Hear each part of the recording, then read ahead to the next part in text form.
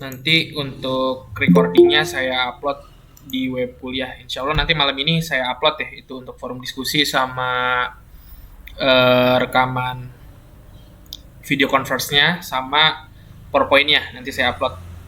Jadi teman-teman bisa isi forum diskusinya nanti malam udah bisa ini ya, udah bisa isi gitu. Atau besok pagi lah paling telat. Lalu mungkin nanti di pertemuan sekarang kan masuknya pertemuan 14 ya. Saya akan kasih tugas 2 ya. Tugas sebelum UTS. Jadi tugasnya nanti teman-teman bisa kumpulkan di pertemuan ke-15 hari terakhirnya, yakni hari Sabtu. Cuma nanti untuk pengumpulan tugasnya saya akan buka mulai dari malam ini sampai nanti hari Sabtu pertemuan 15, berarti sekarang kan tanggal 10 ya. Tugasnya sampai tanggal 22 ya, 22 pukul 23.59. Jadi teman-teman bisa ngumpulin tugasnya nanti. Tugasnya tentu saja berkaitan dengan bahasa pemrograman Python. Nanti kita akan bahas soal ininya, tugasnya setelah perkuliahan ini ya. Oke, mungkin kita mulai saja kuliahnya. Jadi kita akan lanjut materi pertemuan minggu lalu.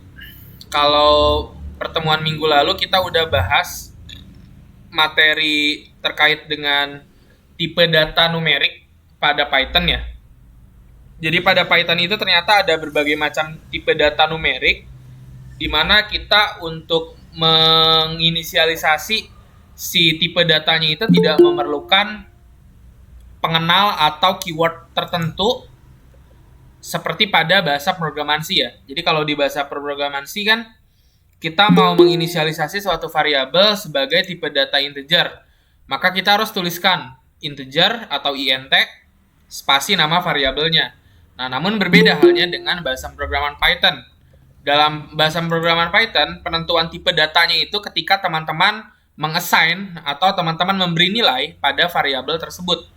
Misalnya variabelnya namanya angka sama dengan 3,17. Nah, ketika teman-teman mengassign variabel angka itu atau memasukkan nilai ke variabel angka, yakni nilai 3,17, maka secara otomatis si Python dia akan menganggap tipe data angka itu merupakan tipe data atau variabel angka itu merupakan variabel dengan tipe data float atau bilangan desimal ya.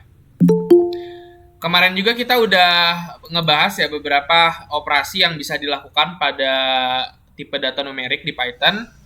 Nah, kali ini kita akan belajar lebih lanjut terkait dengan tipe datanya. Tentu saja tidak hanya tipe data numerik yang ada di Python, melainkan kita akan belajar tipe data lainnya selain tipe data numerik tadi pada bahasa pemrograman Python ya. Oke. Nah, yang pertama atau yang kedua mungkin ya setelah tipe data numerik, yang kedua adalah tipe data string. Nah, tipe data string adalah tipe data untuk menampung data teks.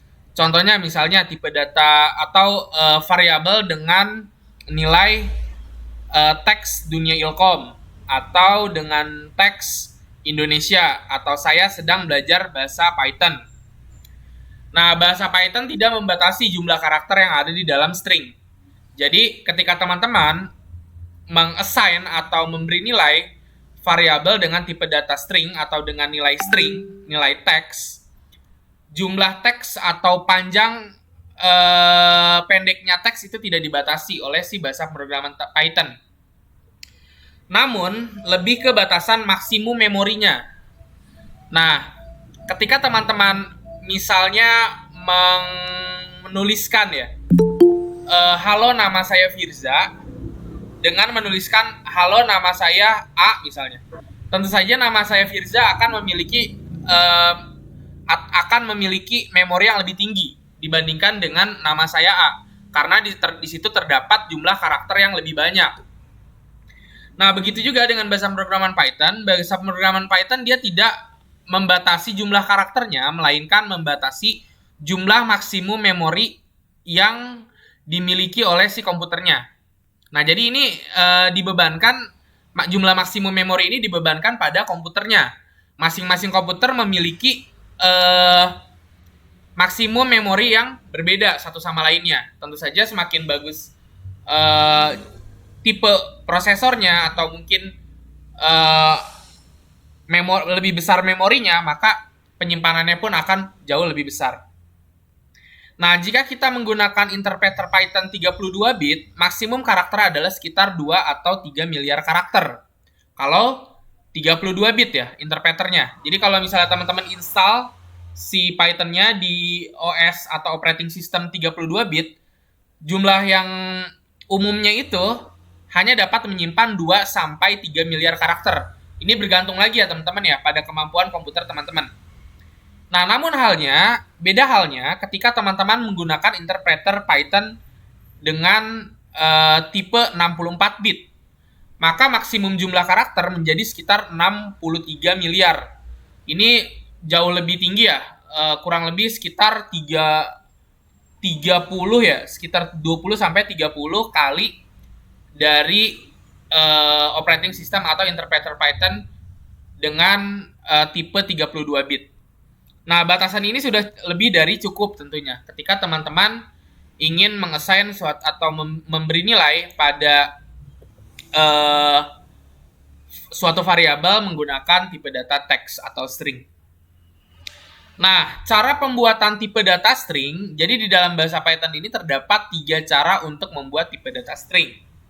Yang pertama, teman-teman bisa menggunakan tanda kutip. Jadi, di antara teks yang akan teman-teman tuliskan, teman-teman tuliskan terlebih dahulu tanda kutip 1. Tanda kutip 1 seperti ini ya, teman-teman ya. Ini mungkin saya tulis saja ya. Saya tandakan, nah ini ya, seperti ini ya. Jadi misalnya ketika saya ingin menuliskan halo nama saya Firza, halo nama saya Firza, seperti ini. Nama saya Firza. Saya Firza. Nah, teman-teman, sebelum dan setelah teks yang akan dituliskan atau sebelum dan setelah halo nama saya Firza ini, teman-teman harus tuliskan tanda kutip 1 ya. Nah, ini salah satu cara untuk menuliskan tipe data string pada Python.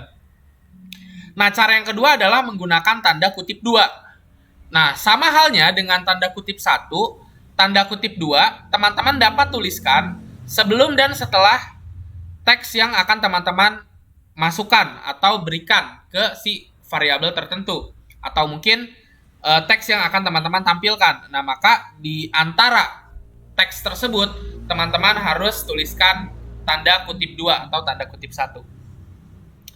Nah, menggunakan tanda kutip 1 atau 2 sebanyak 3 kali.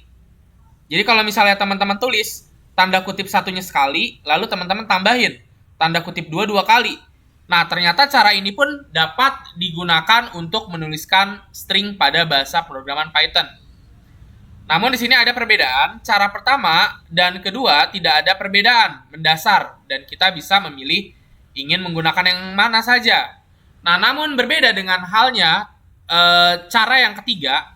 Kalau di cara yang pertama dan kedua nih teman-teman, misalnya saya nulisnya halo nama saya Firza, misalnya saya pakai kutip 1 aja ya. Halo, nama saya Firza, nama saya Firzanya saya simpan di baris selanjutnya, seperti ini. Lalu saya kasih tanda kutip 1 kali seperti ini. Nah, ini ternyata dia tidak bisa kalau saya menggunakan tanda kutip 1 ataupun tanda kutip 2. Nah, namun beda halnya ketika saya menggunakan tanda kutip sebanyak 3 kali. Tanda kutip 1 ini sebanyak 3 kali, atau mungkin tanda kutip 2 ini sebanyak 3 kali. Nah, ketika saya tuliskan ini sebanyak 3 kali, dan saya tuliskan teksnya misalnya halo, nama saya Firza, malah di sini saya menuliskannya pada atau di beberapa baris, tidak hanya di satu baris saja. Nah, ini tentu saja belakangnya harus kita kasih tanda kutip 3 juga. Nah, ternyata penulisan dengan tanda kutip 3 ini memungkinkan kita menulis teks lebih dari 1 baris. Jadi ketika teman-teman ingin menuliskan si teksnya itu lebih dari 1 baris, misalnya teman-teman tuliskan di baris pertama, baris kedua, dan baris ketiga, teman-teman bisa menggunakan tanda kutip sebanyak 3 kali ini. Nah, ini alternatifnya ya. Kalau teman-teman misalnya mau menuliskan teks lebih dari satu baris. Misalnya teman-teman nggak enak nih kalau misalnya teksnya menyamping terus, nggak kelihatan yang kirinya. Teman-teman potong, lalu tuliskan kembali lanjutannya di baris kedua dan ketiganya misalnya. Nah, teman-teman bisa memanfaatkan penulisan menggunakan tanda kutip sebanyak 3 kali ini. Nah, adapun contoh penulisan variabel, di sini saya akan membuat sebuah variabel ya, atau 2 buah variabel. Variabel yang pertama adalah foo dan variabel yang kedua adalah bar. Di mana si variabel foo ini akan dimasukkan teks atau nilai berupa teks dunia ilkom yang ditulis menggunakan tanda kutip 2. Dan si bar di sini dia akan dimasukkan juga nilai berupa teks yang bertuliskan dunia ilkom. Namun di sini dituliskan dengan tanda kutip 1.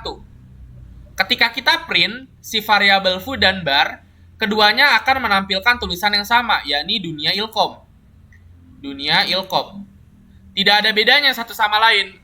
Bahkan kalau misalnya teman-teman print type-nya pun, misalnya teman-teman tulis di sini di baris kelimanya print tipenya gitu ya. Tipe, type, baik itu foo ataupun bar gitu ya.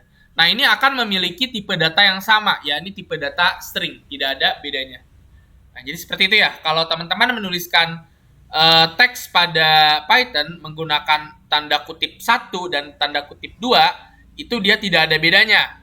Namun ketika teman-teman menuliskan tanda kutip 1 ataupun tanda kutip 2-nya sebanyak 3 kali, teman-teman bisa menuliskan teksnya pada beberapa baris. Nah, cara pembuatan tipe data string. Untuk menuliskan karakter khusus seperti tab atau pindah baris, teman-teman bisa menggunakan escape karakter. Nah, escape karakter itu seperti apa? Escape karakter yakni karakter backslash. Jadi misalnya teman-teman mau bikin tulisannya ini dia pindah baris. Jadi kan ini dia hanya satu baris ya. Teks ini akan dipecah nih. Ini kan satu baris. Nah, ketika teman-teman ingin memisah barisnya, teman-teman bisa menggunakan escape karakter.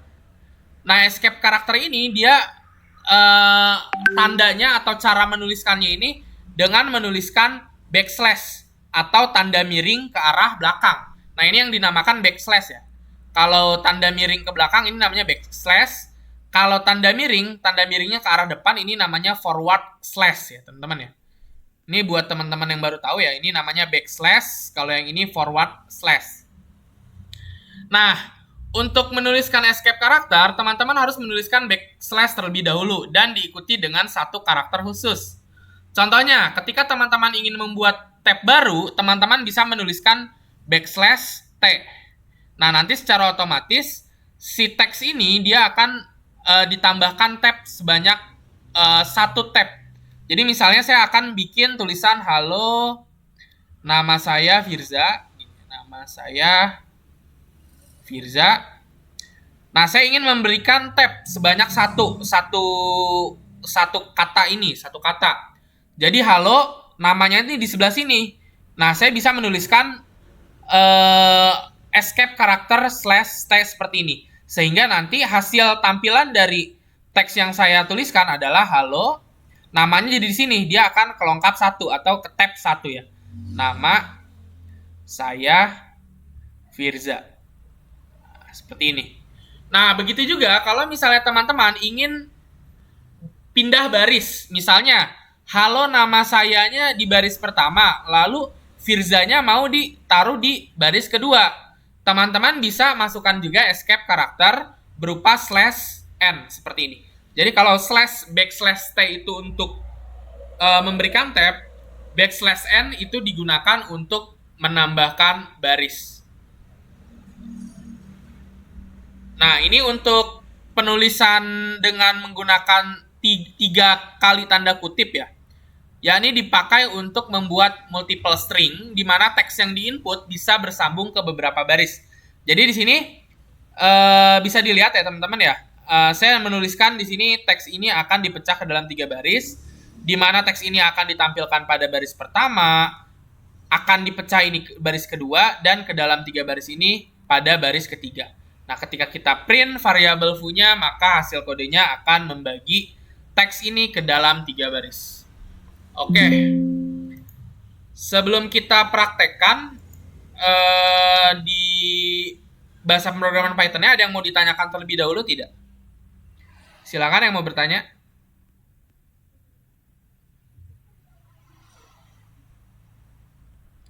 Nggak ada ya? Oke. Kalau nggak ada, mungkin kita coba praktekkan saja. Teman-teman bisa buka Jupyter Notebook-nya atau Python-nya. Di sini saya akan buka di folder dokumen, lalu Python Lab. Di sini misalnya di Python Lab aja deh saya buatnya. Teman-teman bisa buka Anaconda Command Prompt-nya, silakan. Lalu tuliskan CD dan paste lokasi teman-teman akan membuat program Python-nya. Setelah itu teman-teman tuliskan Jupyter Notebook. Seperti ini. Jadi secara otomatis browser akan menampilkan Jupyter Notebook atau interpreter kita. Nah, di sini sudah ada 2 file ya yang sudah kita coba praktekkan 2 minggu yang lalu dan 1 bulan yang lalu. Mungkin sekarang kita buat 1 buah file lagi. Python 3. Nah, nama filenya misalnya saya kasih nama belajar tipe data ya, atau belajar atau pertemuan 14 aja deh saya kasih namanya. Pertemuan 14. Nah, sekarang kita akan coba menuliskan tipe data string pada Python dengan menggunakan tanda kutip 1. Misalnya saya akan buat sebuah variabel, nama variabelnya nama gitu ya. Lalu saya akan mengassign atau memberikan nilai, nama saya adalah Firza, misalnya gini, Firza. Dan kita coba print nama. Kita run, maka akan menghasilkan atau menampilkan teks Firza. Nah, lalu gimana sekarang kalau misalnya kita menggunakan tanda kutip 2, bukan tanda kutip 1? Misalnya saya tuliskan di sini variabelnya kota. Lalu saya tulis dengan tanda kutip 2 seperti ini dan saya isi dengan Bogor seperti ini. Kita coba print kotanya. Maka dia akan sama-sama menampilkan, yang satu menampilkan Firza dan yang satu menampilkan Bogor. Nah, keduanya bisa kita tampilkan ya teksnya. Nah, lalu bagaimana kalau kita lihat tipe datanya? Misal kita print nih tipe data yang dari yang variabel nama sama tipe data yang variabel kota. Apakah ada bedanya? Kota nih. Karena kan keduanya ini memiliki penulisan yang sedikit berbeda ya. Ini yang pertama menggunakan kutip 1 dan yang kedua menggunakan kutip 2. Apakah ada bedanya? Kita coba cek. Ternyata keduanya sama-sama memiliki kelas atau tipe data string dan tidak ada bedanya ya teman-teman ya. Lalu kita coba praktekkan lagi sekarang. Kita praktekkan bagaimana caranya menuliskan teks yang dipenggal berdasarkan baris penulisannya. Misal di sini saya buat variabelnya lagu. Lalu saya tuliskan di sini tanda kutip sebanyak 3 kali seperti ini ya. Tanda kutip sebanyak 3 kali. Di baris pertama saya akan menuliskan Bogor, kota indah, sejuk. Kota indah, sejuk, nyaman. Di baris kedua saya akan menuliskan bagai kota di dalam taman. Lalu baris ketiganya di sana penuh dikunjungi wisatawan. Seperti ini. Lalu kita coba print misalnya si variabel lagu ini. Apa yang akan terjadi ya, teman-teman? Kita coba run. Ternyata teks yang akan ditampilkan adalah teks yang sudah dipenggal berdasarkan barisnya, di mana di sini terdapat 3 buah atau 3 baris ya, 3 baris teks. Dan ketika kita tampilkan pun ini akan menampilkan teks sesuai dengan penggalan yang sudah kita tulis. Lalu bagaimana dengan tipe datanya? Apakah dia sama, tipe datanya string juga atau ada bedanya? Ternyata dia tidak ada bedanya, tipe datanya sama-sama string. Lalu bagaimana kalau misalnya sekarang kita mau menggunakan escape karakter tadi? Misalnya saya akan menambahkan baris baru menggunakan backslash n ya. Di sini saya tuliskan misalnya apa ya? Musik misalnya. Burung kakak tua hinggap di jendela. Lalu saya kelanjutan dari teks ini akan saya tampilkan di baris selanjutnya. Maka di sini saya tuliskan backslash n. Nenek sudah tua, giginya tinggal 2. Misalnya seperti ini. Kita coba print ya variabel musiknya. Kita coba run, ternyata dia akan memenggal si teksnya ini pada awal atau pada pertengahan teks ini, yakni ketika kita menuliskan backslash n ini, maka dia akan langsung memenggal si baris pertama dengan baris kedua. Dimana di sini kalau teman-teman perhatikan di baris kedua, karakter pertamanya ini bukan nenek, yakni karakter pertamanya ini adalah spasi ya, karena memang setelah backslash n ini kita tuliskan spasi. Kecuali kita hilangkan misalnya spasinya seperti ini. Nah, maka nanti si neneknya ini, si spasi di belakang neneknya ini dia akan hilang ya, teman-teman. Nah, gimana kalau misalnya sekarang di sini burung kakak tawa ya, tawa. Misalnya di sini A-nya akan saya kasih tab. Kita kasih slash t misalnya seperti ini. Sehingga nanti tawa, tua kali ya. Tua A gitu ya. Tua A. Jadi ketika kita lihat sekarang si A-nya ini, padahal di sini A akan nyambung ya sama tua gitu. Namun di sini dia akan terpenggal oleh satu buah tab karena kita tuliskan di sini escape karakter berupa tab tadi. Oke, ada yang mau ditanyakan nggak? Sebelum kita lanjut, silakan.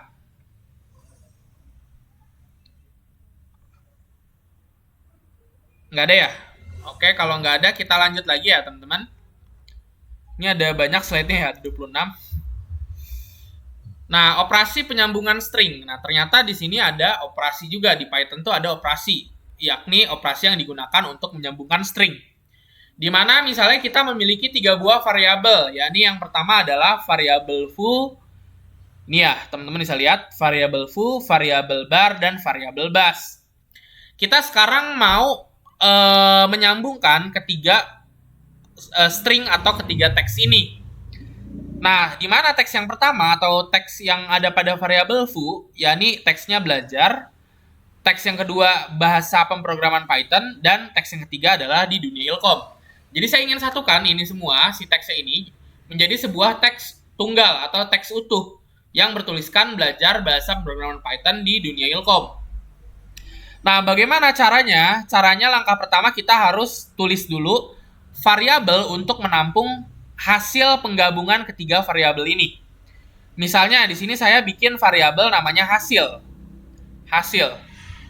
Nah, untuk menggabungkan ketiga variabel yang memiliki nilai string atau teks tadi, teman-teman bisa tambahkan karakter tambah pada akhir ataupun awal variabel yang akan disambungkannya. Misalnya, kata atau kata kali ya. Kata pertama yang akan saya tuliskan adalah belajar. Saya tuliskan dulu variabelnya foo, lalu dilanjutkan dengan variabel bar karena belajar bahasa pemrograman Python. Maka biar nyambung kita tuliskan bar. Dan yang ketiga adalah di dunia Ilkom, maka bisa teman-teman tuliskan bus. Nah, setelah teman-teman gabungkan, nantinya hasil atau print dari variabel hasil ini akan menampilkan satu teks yang utuh, yakni belajar bahasa pemrograman di dunia Ilkom. Kita coba praktekkan saja ya teman-teman ya. Misal di sini saya punya variabel namanya kata 1. Halo misalnya, halo. Lalu kata 2. Nama saya. Kata 3. Firza. Nah, lalu saya akan gabungkan menjadi gabungan kata atau gabung aja. Nah, teman-teman tinggal tuliskan saja. Misalnya kata yang pertama yang mana yang akan dituliskan? Kata 1 misalnya. Lalu kita tambah dengan kata 2 dan kita tambah dengan kata 3. Nah, seperti ini. Sehingga ketika saya print variabel gabungnya, dia akan memiliki nilai halo nama saya Firza. Namun di sini ternyata tidak ada spasi, yakni ketika kita tambahkan plus pada masing-masing variabel, antar variabelnya ini dia tidak secara otomatis menambahkan spasi. Nah, lalu bagaimana Pak cara kita menambahkan spasi? Ada beberapa cara. Cara pertama, untuk setiap kalimatnya teman-teman bisa tambahkan spasi seperti ini. Jadi ketika kita run, maka di belakang kata yang digabung ini dia akan ditambahkan spasi. Atau ada cara yang kedua, cara yang tidak lebih simpel gitu ya. Teman-teman bisa tambahkan plus lagi di antara kedua kata ini dan teman-teman tambahkan spasi seperti ini. Nah, ini jauh lebih ribet ya, teman-teman ya. Tapi teman-teman silakan mau pakai yang mana, terserah teman-teman atau sesuai dengan kebutuhan teman-teman ya. Oke, kita lanjut lagi.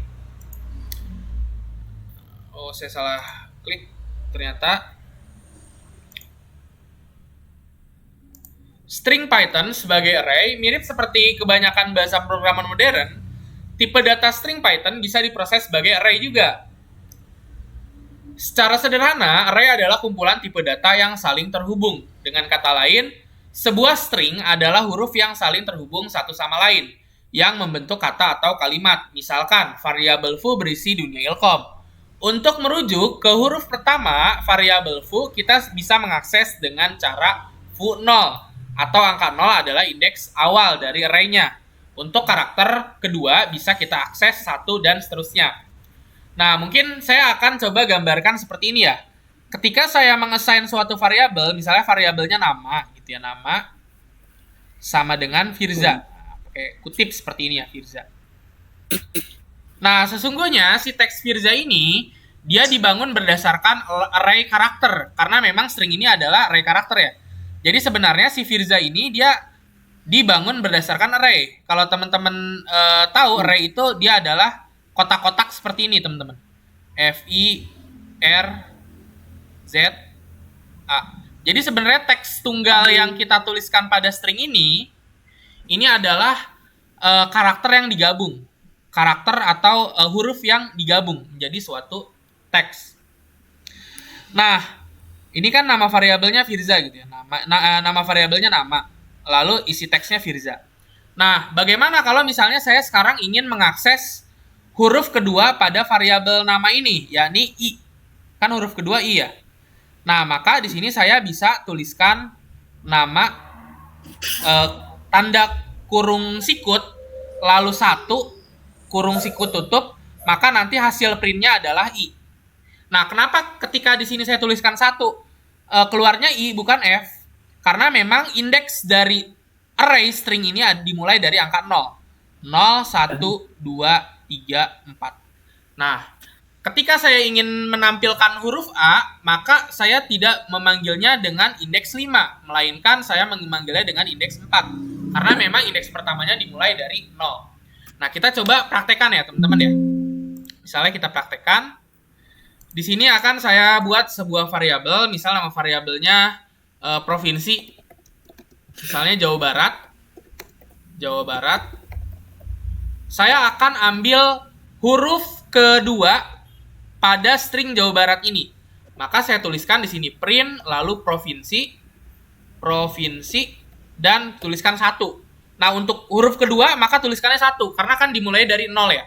Nah, ketika saya run, maka nanti yang akan keluar adalah A. Karena A ini adalah huruf kedua dari string atau teks Jawa Barat. Nah, khusus untuk perintah di baris terakhir, contoh misalnya di sini saya punya variabel foo ya, di mana variabel foo ini bertuliskan dunia ilkom. Ketika saya ingin panggil huruf pertamanya, maka saya tuliskan 0, maka nanti dia akan ke print D ya. Lalu di sini indeks keempat, kita hitung 0, 1, 2, 3, 4. Maka akan menampilkan huruf A ya. Dan bagaimana kalau misalnya sekarang kita mau menuliskan stringnya itu tidak sepenuhnya atau hanya sebagian. Misalnya di sini dunia ilkom, saya ingin ambil tulisan ilkomnya saja. Nah, bagaimana caranya? Caranya kita bisa menuliskan nama variabelnya foo, lalu tanda kurung sikut dimulainya dari mana? Dimulainya misalnya ilkom. Ilkom kan dimulainya i berarti. I ada di indeks ke 0, 1, 2, 3, 4, 5 ya. Indeks ke 5. Maka saya tuliskan 5. Sampai berapa nih? Sampai kom. Kom berarti M ya. Belakangnya M. M ada di indeks ke 10. Maka teman-teman bisa tuliskan foo, tanda kurung sikut, 5, lalu titik 2, 10. Dan ditutup juga dengan kurung sikut. Maka nanti akan menampilkan tulisan ilkom. Seperti ini. Contoh misalnya ya teman-teman ya. Kita kan tadi punya teks Jawa Barat ya. Saya ingin panggil atau ingin cetak baratnya saja. Kita hitung dulu. Barat ini dia dimulai dari indeks seberapa? J kan ke 0. A ke 1, W ke 2, A ke 3, 0, 1, 2, 3, 4, 5 ya. B ini ternyata ada di indeks ke 5. Lalu T ini ada di indeks seberapa? 6, 7, 8, 9. Maka saya tuliskan 5.2, 9 seperti ini. Maka nanti ketika kita run akan menampilkan bara. Oh, 10 ternyata indeks 10. T-nya ada di indeks 10. Maka ketika saya run akan menampilkan teks barat. Jadi tidak full Jawa Baratnya di print, melainkan baratnya saja. Seperti itu. Oke. Untuk tipe data string, apakah ada yang mau ditanyakan terlebih dahulu? Silakan. Bapak mau nanya. Ya, silakan Alvina. Berarti yang Jawa Barat tadi itu yang spasi itu nggak kehitung ya, Pak? Spasinya jadi kehitung, Alvina. Kalimat. Spasinya kehitung, Alvina. Kita coba ya. Di sini kan harusnya spasinya ini dia ada di indeks kelima ya. Sekarang kita coba ya, print indeks kelimanya. Provinsi. Harusnya kalau dia kehitung 0, 1, 2, 0, 1, 2, 3, 4. Harusnya spasi itu di indeks ke-4 kan. Karena J itu kan di indeks ke-0 ya, Alvina ya. A di indeks ke-1, lalu W di indeks ke-2, A-nya lagi indeks 3, maka spasi ada di indeks ke-4. Nah, sekarang kita coba print ya, nih Alvina. Di indeks ke-4, kalau misalnya dia nggak nampilin apa-apa, berarti dia kehitung ya. Karena memang spasi nggak nampil. Nah, dia nggak nampil kan. Berarti si spasi ini tetap kehitung di indeks, Alvina. Nah, ketika kita ganti 3, harusnya A ya tadi. Nah, A. Lalu ketika kita tulis 5, harusnya B. Nah, jadi kehitung ya, Alvina ya, spasinya di hitungan indeksnya.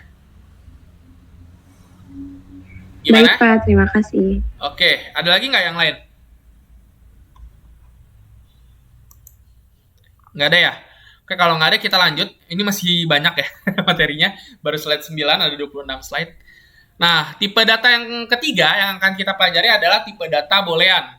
Nah, tipe data boolean ini sebenarnya simple gitu ya. Tipe data ini hanya memiliki dua kondisi, yakni true ataupun false dalam penulisan nilainya. Jadi kalau misalnya teman-teman kemarin belajar tipe data numerik ya, atau misalnya kita di sini punya variabel nilai gitu, tipe data numerik nilai. Ini kan bisa diisi atau kemungkinan nilainya ini bisa diisi oleh susunan angka yang banyak sekali ya. Bisa diisi 1, bisa diisi 2, bisa diisi 3.000, bisa diisi 8 juta gitu kan. Ini variasi atau kemungkinan diisi dengan nilai yang berbeda itu banyak sekali kan. Kalau misalnya kita menggunakan tipe data string. Tipe data numerik. Nah, begitu juga dengan tipe data string.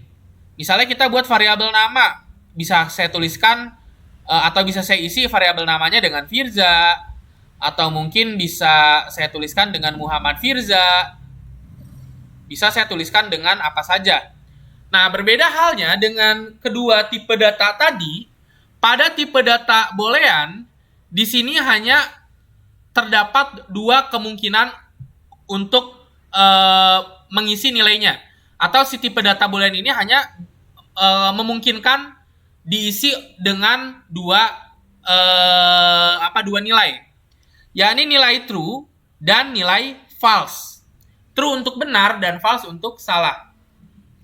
Tipe data boolean banyak dipakai untuk percabangan kode program untuk memutuskan apa yang mesti dijalankan ketika sebuah kondisi terjadi. Sebagai contoh, ketika kita bisa membuat kode program untuk menentukan apakah sebuah angka genap dan ganjil berdasarkan input pengguna, Untuk keperluan ini kita harus mencetak terlebih dahulu apakah angka tersebut dibagi menjadi 2 untuk angka genap ataupun angka ganjil. Nah, tipe data boolean bisa dipakai untuk menampung kondisi seperti itu, yakni kondisi benar dan kondisi salah. Di mana penggunaan tipe data boolean ini akan lebih jelas saat kita masuk ke kondisi percabangan atau pengondisian if. Nah, ini if ya, nanti kita akan masuk if yang akan dibahas pada materi selanjutnya. Nah, sebagaimana yang sudah dijelaskan sebelum ini tipe data boolean ya. Nah, sebagaimana yang sudah dijelaskan sebelumnya, tipe data boolean hanya bisa diisi dengan 2 nilai, yakni dengan nilai true untuk benar dan nilai false untuk salah. Misal di sini saya punya 2 variabel, ya variabel yang pertama adalah variabel foo dan variabel yang kedua adalah variabel bar. Foo di sini saya assign atau saya beri nilai true dan bar saya kasih nilai false. Nah, ketika kita print variabel foo dan bar, dia akan menghasilkan tulisan true dan false. Dalam kode program di atas, saya menginput nilai boolean true ke dalam variabel foo dan variabel false pada atau nilai boolean false pada variabel bar. Nah, teman-teman coba perhatikan di sini, penulisan true dan false-nya ini tidak diawali atau tidak diakhiri dengan tanda kutip. Dan teman-teman harus perhatikan bahwasanya penulisan true-nya ini dan false-nya ini awalnya harus diawali dengan huruf besar. Jadi ketika teman-teman tuliskan true, maka teman-teman T-nya harus diawali dengan huruf besar. Begitu juga dengan false. Nah, seperti ini ya. Kita coba praktekkan ya. Misal di sini saya punya variabel benar, akan saya kasih nilai true, dan variabel salah. Salahnya kecil aja ya, depannya. Saya kasih nilai false. Nah, ketika saya print si benar dan salahnya, maka nanti akan menampilkan teks true dan juga false juga. Nah, variabel boolean ini bisa kita gunakan untuk melakukan percabangan. Misal kita akan melakukan percabangan menggunakan if atau ketika ya. If ketika misalnya benar bernilai atau ketika benar atau ketika dia true, maka akan menampilkan atau menuliskan variabel yang dipanggil adalah benar. Variabel yang dipanggil adalah benar. Misalnya seperti ini, kita run, maka akan menampilkan variabel yang dipanggil adalah benar. Nah, jadi teman-teman bisa gunakan si tipe data boolean ini untuk percabangan ya, teman-teman. Nah, mungkin untuk meringkas waktu, kita langsung saja ke tipe data selanjutnya. Nah, tipe data selanjutnya adalah tipe data list. Nah, secara sederhana, tipe data list ini adalah sebuah array. Sama seperti array pada string tadi ya. Yakni tipe data yang berisi kumpulan tipe data lain, namun berbeda, seperti array dalam bahasa pemrograman lain. List di sini bisa diisi dengan berbagai jenis tipe data. Nah, seperti hal yang kita tahu di bahasa pemrograman C, list atau array ini, dia hanya bisa diisi dengan tipe data yang sama. Ketika kita membuat array, misalnya array integer misalnya di bahasa pemrograman C ya. Nah, maka kita hanya bisa mengisi atau menampung nilai integer saja pada variabel yang ditentukan. Nah, berbeda halnya dengan list pada bahasa pemrograman Python, si array-nya ini bisa di-assign atau bisa menampung tipe data yang berbeda. Jadi, dalam satu variabel teman-teman bisa menampung tipe data yang berbeda. Misalnya di suatu array tertentu, di variabel array tertentu, teman-teman ingin menampung integer dan juga string. Nah, itu sangat memungkinkan ya. Dan sebenarnya tipe data array di Python terdiri dari 4 jenis, yakni list, tuple, set, dan directory. Keempat tipe data ini mirip satu sama lain dengan sedikit perbedaan. Kita akan bahas secara rinci, yang dimulai dari list terlebih dahulu. Nah, yang pertama kita akan coba membuat list pada Python atau tipe data list. Nah, untuk membuat tipe data list, gunakan tanda kurung siku. Kemudian, setiap anggota list dipisah dengan tanda koma sebagai berikut.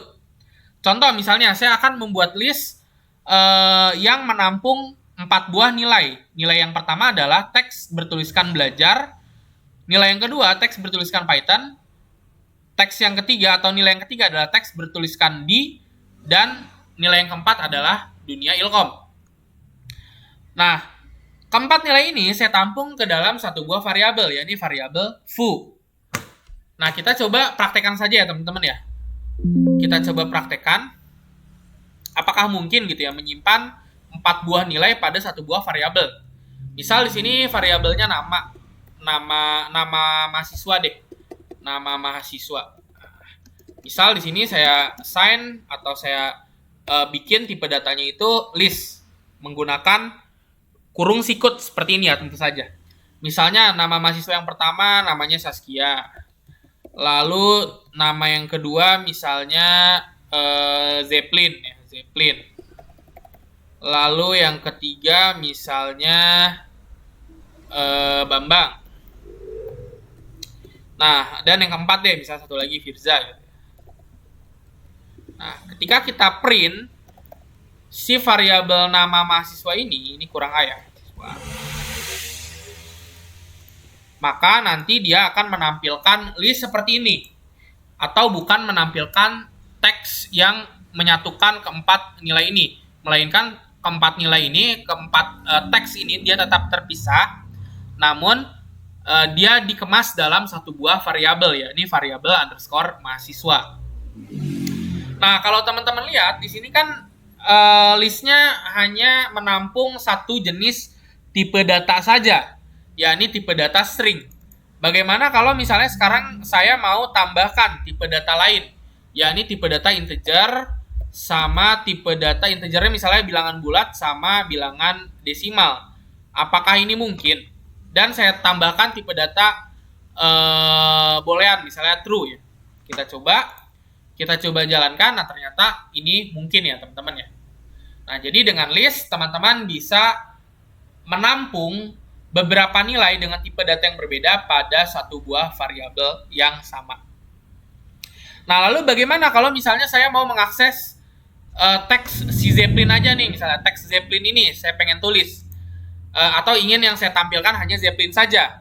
Nah, teman-teman bisa tuliskan print misalnya seperti ini, nama underscore mahasiswa, lalu teman-teman panggil indeksnya di dalam kurung sikut ini. Nah, indeksnya seperti tadi, seperti pada array string tadi. Dimulai dari indeks atau angka 0. Berarti 0 ini merujuk ke si Saskia, 1 merujuk ke si Zeppelin, 2 merujuk ke si Bambang, 3 merujuk ke Firza, dan seterusnya. Maka ketika saya ingin panggil teks Zeppelin ini, maka saya masukkan indeksnya 1 seperti ini.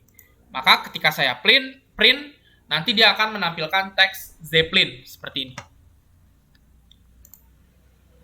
Nah, itu ya, mungkin saya nggak akan bahas secara ini ya, secara detail terkait dengan tipe data list ini. Cuma nanti PowerPoint-nya saya akan coba share ya ke teman-teman. Nanti teman-teman bisa coba baca dan praktekkan sendiri, karena memang ini bentar lagi maghrib ya, kita kejar waktu ya. Nah, ini cara manggil anggota listnya. Tadi cara manggil anggota listnya, ketika saya mau panggil Zeppelin maka saya tulis indeksnya 1 di sini. Nah, gimana kalau misalnya saya mau panggil Saskia, Zeppelin, dan Bambang? Maka teman-teman bisa tuliskan di sini print misalnya nama underscore mahasiswa. Nah, yang saya panggil mulai dari si Saskia, maka saya tuliskan 0,2 sampai Bambang. Misal Bambang ada di indeks ke-2 seperti ini. Ketika saya run, nanti yang akan muncul adalah Saskia dan Zeppelin. 3 harusnya ya. 0, 0, 1, 3 deh. Oh ya, 3 ternyata ya. Berarti 0 untuk Saskia, 1 untuk Zeppelin, dan 2 untuk Bambang. Oh, berarti kalau misalnya mau panggil sampai yang indeks kedua, maka teman-teman tuliskan plus 1-nya. 2 plus 1 ya, ini 3. Nah, berarti kalau misalnya mau manggilnya sampai 1.2 atau 1,2, ini kan indeksnya ada di 0, 1, 2, 3, 4, 5 ya. Berarti kita harus tuliskan sampai 6. Maka ketika kita print, nanti dia akan hanya sampai 1,2. Kalau mau sampai true, berarti kita tuliskan sampai 7 ya. 7 seperti ini. Nah, seperti ini ya. Oke, itu ya tipe data list Ada yang mau ditanyakan terlebih dahulu nggak terkait dengan tipe data listnya sebelum kita masuk ke tipe data tuple? Silakan yang mau bertanya. Nggak ada ya? Oke, kalau nggak ada, kita lanjut ke tipe data selanjutnya, yakni tipe data tuple. Nah, tipe data tuple ini sangat mirip dengan tipe data list yang sudah kita pelajari sebelumnya, di mana tipe data tuple juga terdiri dari kumpulan tipe data lain. Atau dapat dikatakan si tipe data tuple ini, suatu variabel dapat menampung banyak nilai dan banyak tipe data. Di mana tipe data tuple juga terdiri dari kumpulan tipe data lain. Bedanya anggota di dalam tuple, data tuple tidak bisa diubah setelah dideklarasikan. Nah, berbeda halnya dengan tipe data list tadi, di mana di tipe data list tadi ketika kita sudah deklarasikan nilai listnya, misal di sini kan nilai list untuk indeks yang kedua adalah si Zeppelin ya, atau indeks yang pertama adalah si Zeppelin. Nah, sewaktu-waktu misalnya saya akan ubah teks Zeppelin ini menjadi teks bertuliskan Sinaga misalnya. Maka saya bisa tuliskan nama mahasiswa 1 gitu ya. Saya ganti jadi Sinaga. Lalu saya print lagi si nama mahasiswa tadi 1 tadi. Nama mahasiswa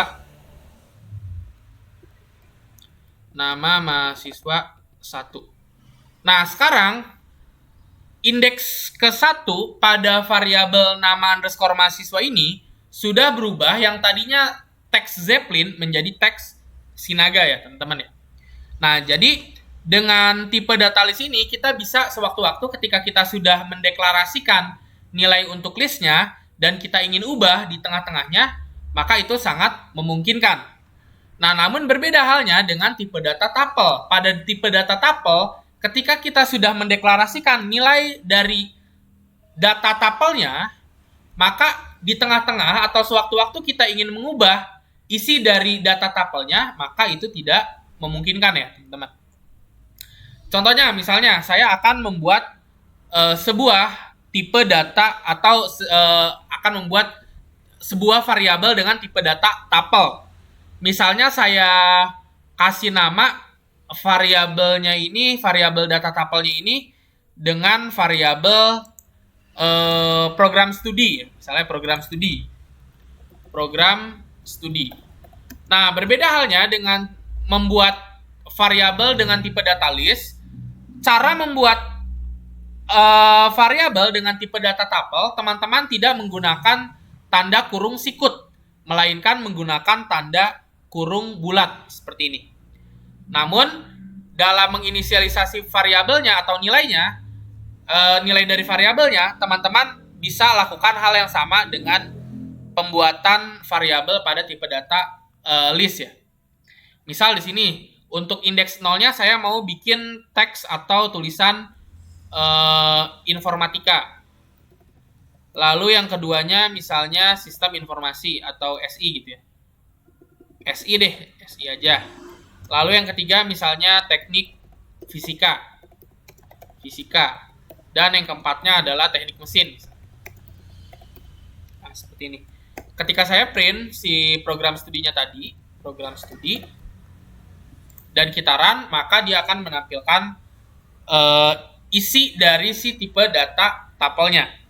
Nah, sekarang saya akan coba nih teman-teman untuk panggil tuple di indeks kedua, yakni teknik fisika. Kita coba print program underscore studi dan kita panggil indeksnya dengan kurung sikut juga ya, tentu saja ya. Indeksnya indeks ke 012 ya, 2 teknik fisika. Dan ketika kita print, maka dia akan menampilkan teknik fisika. Gimana kalau misalnya sekarang kita ubah nilai dari si tuple ini? Kalau tadi kan penjelasannya kalau list bisa kita ubah sewaktu-waktu. Nah, gimana kalau misalnya sekarang tuple? Tuple harusnya nggak bisa diubah ya. Nah, sekarang kita coba tuliskan ulang program studi di indeks kedua ya. Indeks kedua misalnya teknik elektro. Nah, seperti ini, lalu kita coba print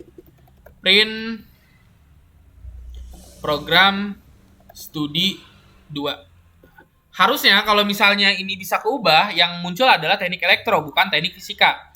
Dan kalau misalnya tidak bisa keubah, yang tampil adalah teknik fisika. Kita coba lihat. Nah, ternyata bukan tampil teksnya, melainkan akan muncul pesan error yang menyatakan bahwasanya ini adalah objek tuple. Kamu nggak bisa loh ngubah nilai dari si data tuple ini. Nah, jadi si Python dia ngasih tahu gitu ya. Nah, maka kita tidak bisa mengubah nilai dari tuple atau nilai dari variabel tuple sewaktu-waktu. Contoh misalnya ketika saya hapus pengubahan nilai di indeks kedua ini dan saya coba print begitu saja, maka dia tidak akan memunculkan pesan error ya. Karena memang kita sekarang tidak mengubah data di indeks kedua pada tuple ini. Itu ya, tuple, lalu apa lagi ya? Tipe data tuple. Oke, kayaknya sudah beres nih ya, sudah semuanya dibahas ya. Cara pengaksesan data tipe data tuple kurang lebih sama ya dengan tipe data list. Jadi teman-teman bisa tuliskan indeksnya, dan kalau misalnya teman-teman mau panggil lebih dari satu, misalnya teman-teman mau panggil teknik fisika sama teknik mesin, maka teman-teman bisa tuliskan 2 dan 3 seperti ini. Maka nanti dia yang 2 dan 4 seperti ini. Maka nanti yang akan muncul adalah teknik fisika dan teknik mesinnya. Oke.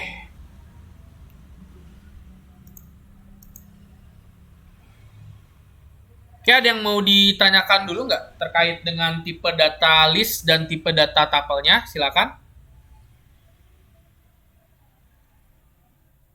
Gimana, ada yang mau ditanyakan? Ya, silakan, Saskia. Jadi yang di codingan itu yang cara membedakan itu list atau tuple itu kita ngeliatnya dari mana, Pak? Di codingan yang cara ngebedain tipe data list dan tuple, pertama kalau dari codingan ini Saskia. Mana ya? Ini ya. Kalau list ini Saskia, dia biasanya dituliskan dengan tanda kurung sikut ya. Kalau tuple dia dituliskan dengan tanda kurung bulat. Nah, itu ya. Tanda ke-1 yang bisa kita pakai untuk membedakan list dan tuple. Nah, cara kedua untuk mengetahui itu list atau tuple, kita bisa ngeprint variabelnya, print tipe variabelnya. Misalnya di sini yang tuple kan program studi ya. Tuple program studi, dan yang list itu adalah nama mahasiswa ya. Nama mahasiswanya. Kita coba print tipe dari kedua variabel ini, maka nanti keduanya akan memiliki tipe data yang berbeda. Saskia nih, lihat ya. Kalau yang program studi dia tipe datanya tuple, dan yang nama mahasiswa dia tipe datanya adalah list. Seperti itu. Gimana? Paham, Pak. Makasih, Pak. Oke, sama-sama Saskia. Ada lagi nggak? Bapak, saya mau tanya, Pak. Ya, silakan Adelia. Itu yang di tipe data list, Ya. kurung sikut, kan Huruf ada petik dua Saskia. Sorry, nggak kedengeran apa Saskia? Adelia. Itu yang di tipe list, Pak. Di mana? Yang di list, tipe list, setelah kurung sikut, kan ada tanda petik Saskia. Iya. Ya, ini Tapi ya. kenapa pas di print itu jadi tanda petik 1 Saskia, Pak? Oh, ini kenapa jadi tanda petik 1? Ini sebenarnya hanya konversi teks saja ya. Sebenarnya nggak ada masalah, karena memang ketika kita tuliskan Saskia ini dengan tanda petik 1 ataupun tanda petik 2, si bahasa pemrograman Python dia tetap menganggap ini sebagai teks yang sama. Jadi memang mungkin ya, saya belum ini juga, belum coba cari tahu juga.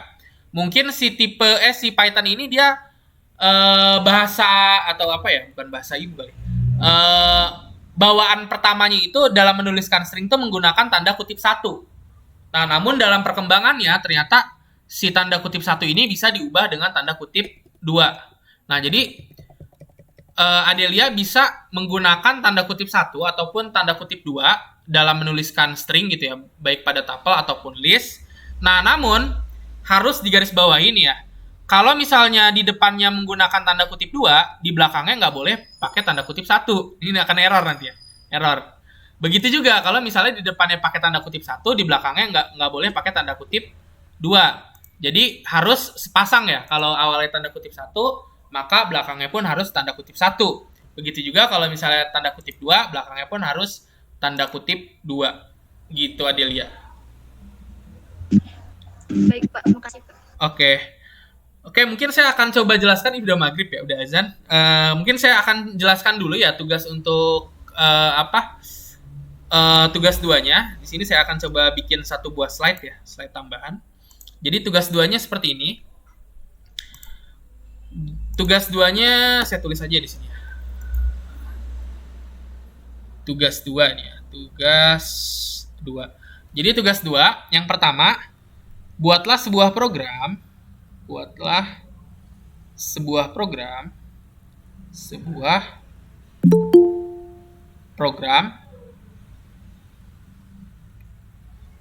menggunakan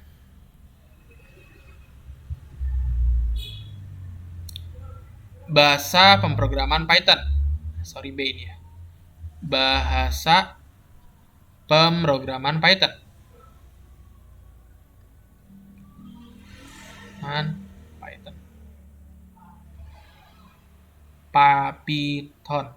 Python. Lalu programnya berupa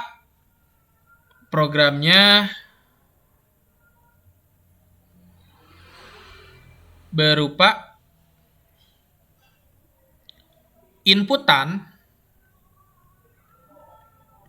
untuk user. Jadi nanti di programnya ini si user tuh diminta inputan gitu ya. Inputan untuk user berupa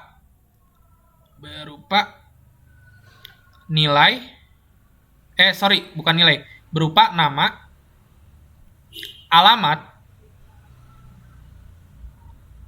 umur, dan NIK ya, nomor induk kewarganegaraan atau nomor KTP ya, nama, alamat, umur, dan NIK, sama jenis kelamin.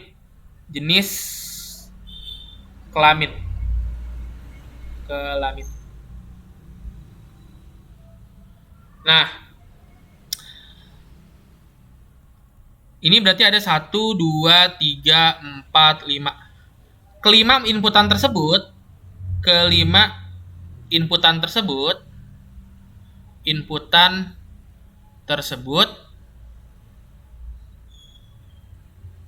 ditampung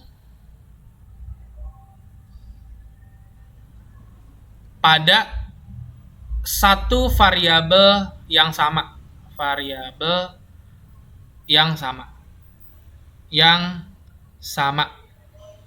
yakni variabel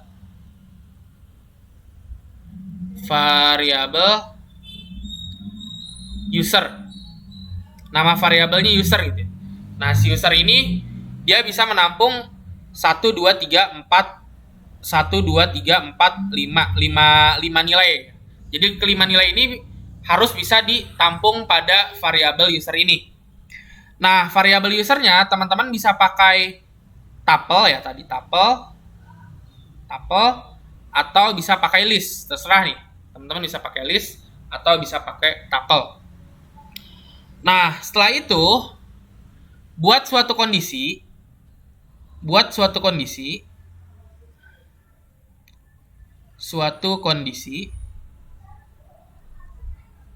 bikin suatu kondisi gitu ya, menggunakan if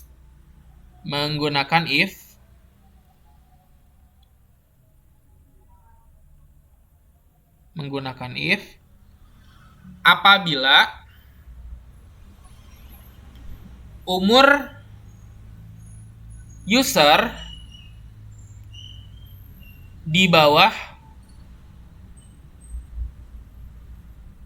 17, maka akan menampilkan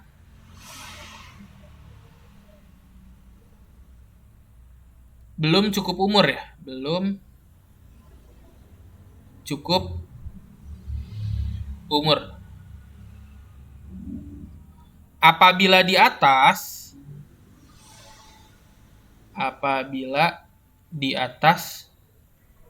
17, maka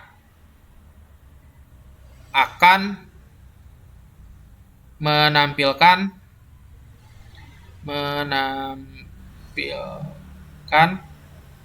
sudah cukup umur.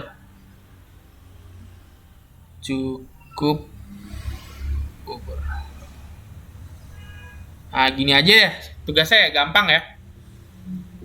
Nah, ini slide pertama. Tenang saja, nanti ini slide-nya saya upload ya di web kuliah, jadi teman-teman bisa coba lihat lagi ya keterangannya. Jadi untuk programnya ini aja, gampang ya, jadi cuma bikin inputan, nama, alamat, umur, NIK, sama jenis kelamin. Lalu dari inputan itu akan ada suatu kondisi, di mana kalau misalnya umurnya di bawah 17, dia akan menampilkan belum cukup umur. Kalau di atas 17, dia akan menampilkan sudah cukup umur. Nah, file yang dikumpulkan, ini yang slide kedua ini lebih ke format format pengumpulan filenya.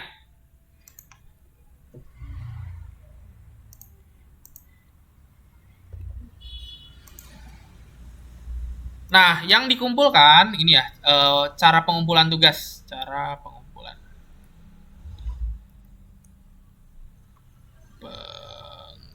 salah.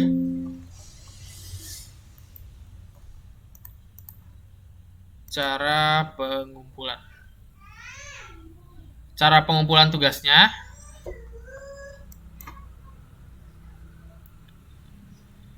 Satu, file yang dikumpulkan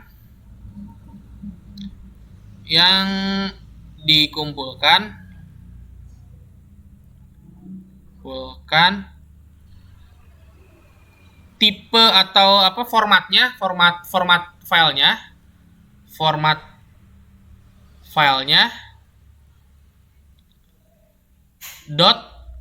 .ipynb atau Python notebook ya. Nah, ini ya. Formatnya kurang lebih sama ya sama yang tadi sudah kita buat ya, teman-teman ya. ipynb Python notebook. Jadi bukan .py tapi ipynb. Kalau Python kan formatnya .py. Nah, ini supaya saya gampang koreksinya, teman-teman kumpulinya yang .ipynb. Yang kedua, nama filenya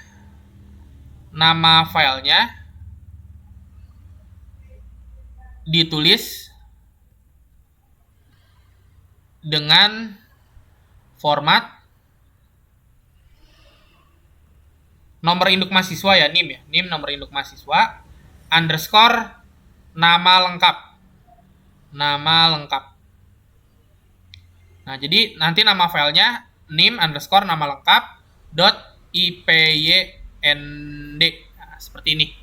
Ketiga, batas akhir pengumpulan tugas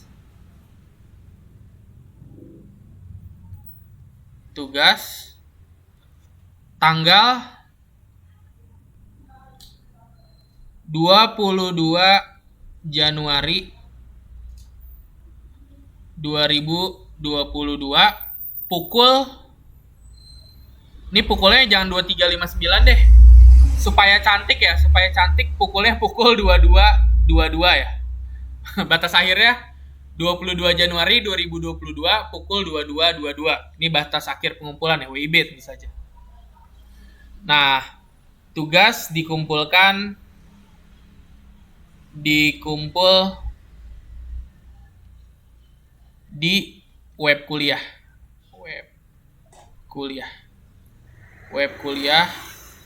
unas.ac.id. Oke, ada yang mau ditanyakan nggak terkait dengan tugasnya? Silakan.